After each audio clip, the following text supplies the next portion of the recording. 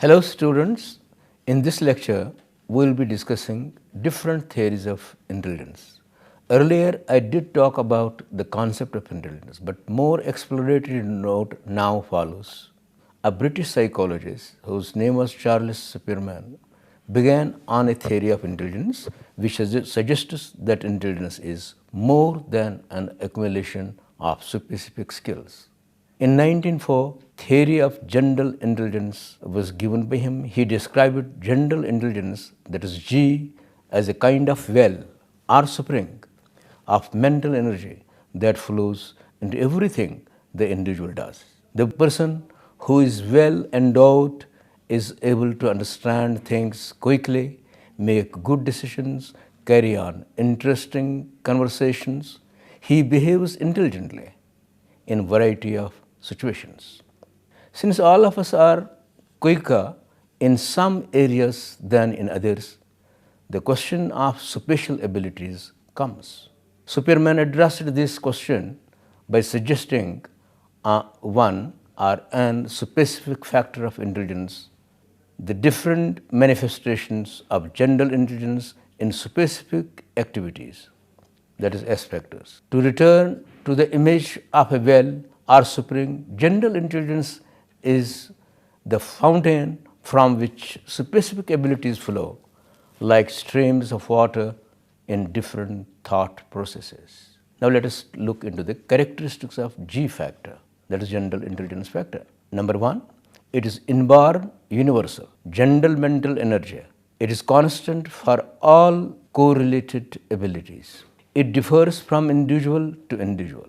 Greater the G in an individual, the greater success in life. Coming down to S factor, its characteristics are noted as that it's learned, it varies from activity to activity in the same individual.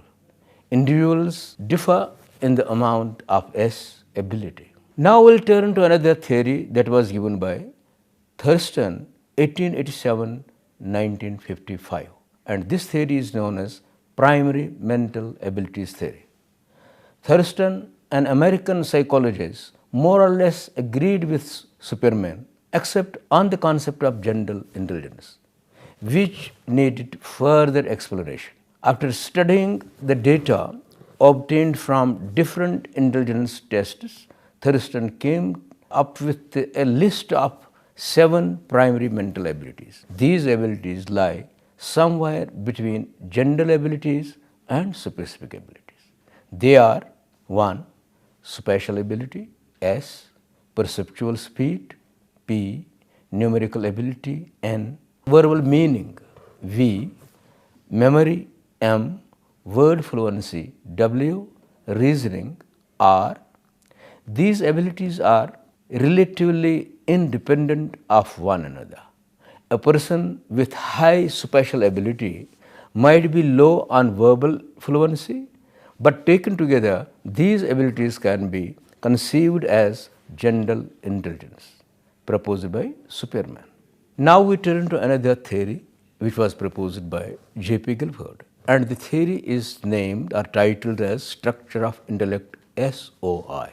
Guilford found both Superman and Thurston with incomplete answers to the question of intelligence. He thought that intelligence was made up of a series of distinctly different modes of thought.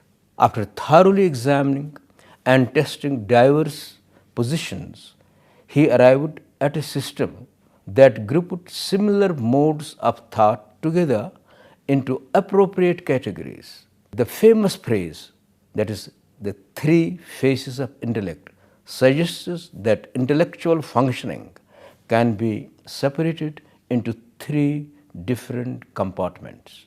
1. Operations, 2. Contents, and 3. Products.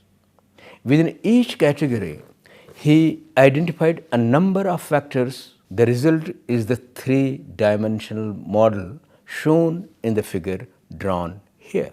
In this model, we find 5 by 6 by 4 blocks, or a total of 120 different traits. Each trait is defined as a distinguishable, relatively enduring way of functioning. A group of traits makes up what is called a factor. Thus, a factor or a cluster of traits all interacting is something like a super trait. Looking at this model, we find 5 operations using cognition, memory, divergent thinking or divergent theory, convergent thinking or convergent theory on evaluation applied to 4 types of contents, that is figural, symbolic, semantic and behavioral. This process results in 6 types of products, that is units, classes, relations, systems, transformations and implications. This is all about J.P. Guilford's theory. Now we'll have some idea about triarchic theory that was suggested by Robert Sternberg. Sternberg focuses on just 3 main components. 1. Practical intelligence, that is the ability to do well in informal and formal educational settings, adapting to shaping one's environment. Second component is experiential. This experiential intelligence is the ability to deal with novel situations, that is the ability to effectively automate ways of dealing with the novel situations so that we can easily handle them properly presently or in future. Now we go to third component, and this third component is titled as componential intelligence. This componential intelligence is the ability to process information effectively. This includes metacognitive, executive, performance and knowledge acquisition components that help to steer cognitive processes. Sternberg's studies show that some people are quite talented in some of these areas and not so talented in other 2. Sternberg seems to be interested in helping people to develop components of intelligence that will help them to perform well in whatever they choose to do. He strongly believes that intelligence can be increased by study and practice. A close view of the Sternberg system reveals that intelligence is both innate and acquired. His focus is on the strategies that can help improve intelligence for some well-conceived performances. After we complete this theory, now we'll turn to multiple intelligence theory, which was given by Howard Gardner. Howard Gardner has proposed a theory of multiple intelligence, HI. He originally identified 7 components of intelligence in 1983. He argues that these intelligences are relatively distinct from each other and that each person has some level of each of these 7 intelligences. More recently, he has added an 8th intelligence to his list, that is educational leadership, 1997. The following lists the 8 intelligences identified by Howard Gardner. It provides some example of the type of professionals who exhibit a high level of such intelligences. The 8 intelligences are listed in alphabetic order. First one is that is bodily kinesthetic, which is exhibited by professionals like dancers, athletes, craftspeople. This ability is to use one's physical body well. Then another one is interpersonal.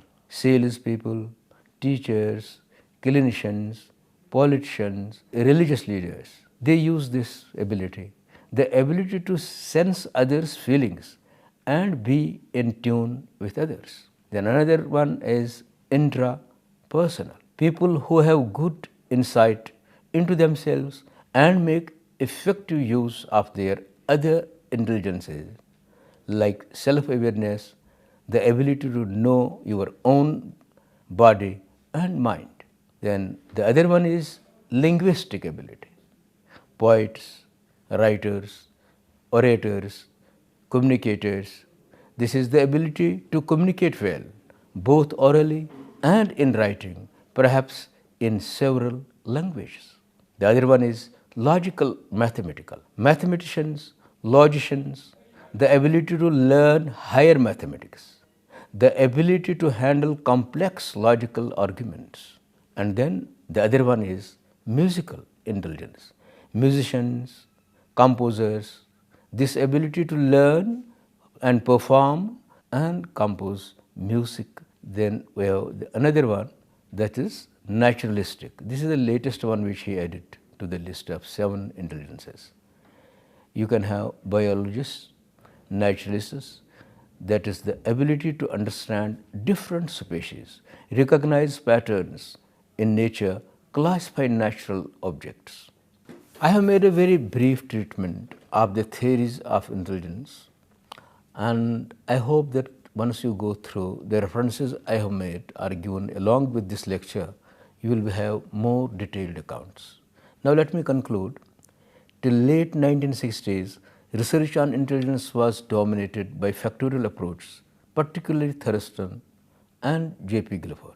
Later on, the development of cognitive psychology influenced intelligence research so much so that information processing models impacted strongly the concept of intelligence to be a trainable, educable, and improvable human ability. For example, Sternberg's analysis made a broader treatment to the concept which can be visualized as 1. Ability to learn and profit from experience. 2. Ability to think and reason abstractly. 3. Ability to adapt to the vagaries of a changing and uncertain world. 4. Ability to motivate oneself to complete speedily the tasks one is expected to accomplish. This is all about how I could conclude the basic theories and give you some latest information about cognitive psychology. And with these words, I thank you all.